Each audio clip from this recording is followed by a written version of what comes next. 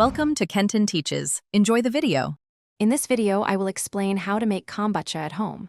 First, gather your essential ingredients: tea, sugar, a healthy SCOBY, and some starter liquid from a previous batch.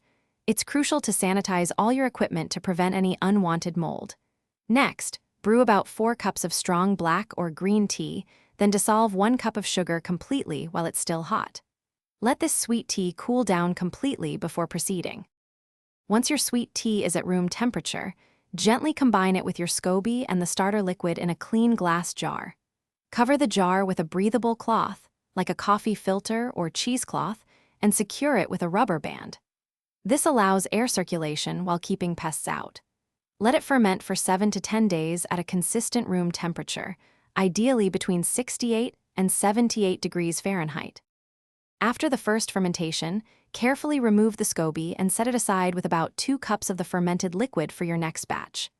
Now, it's time for the second fermentation, where you add flavor and carbonation. Pour your kombucha into airtight bottles, adding 1/4 to 1/2 cup of your favorite fruit, juice, or spices to each bottle. Seal them tightly and let them sit for another 1 to 3 days.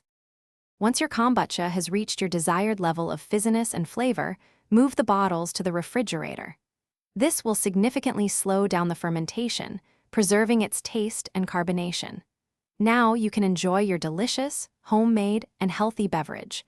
Remember to check the description for a link to grab some Little Trees black ice for your car, as well as other great deals.